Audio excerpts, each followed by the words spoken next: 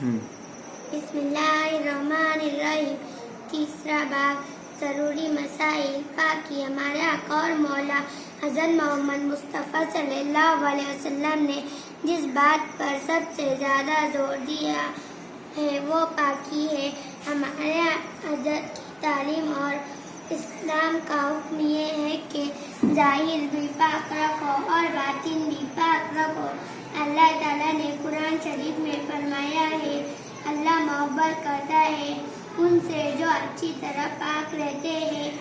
ہمارے حضرت صلی اللہ علیہ وسلم نے فرمایا، اللہ پاک ہے، پاکی کو پسند کرتا ہے۔ ہمارے آقا صلی اللہ علیہ وسلم نے فرمایا، پاکی آدھا ایمان ہے، لہذا ہر مسلمان کا فرض ہے کہ ظاہر کو بھی پاک صاف رکھے اور باطن کو بھی۔ ظاہر کی صفائی کا اثر باطن پر پڑتا ہے، اسی لیے نماز سے پہلے وضو کرنا فرض ہے۔ باطن کی صفائی یہ ہے کہ کفر، شرک، برے عقیدوں، برے خیالات، گھمنڈ، تکبر، کسی کو دیکھ کر جلنا اور لالچ جیسی بری باتوں سے دل صاف ہو۔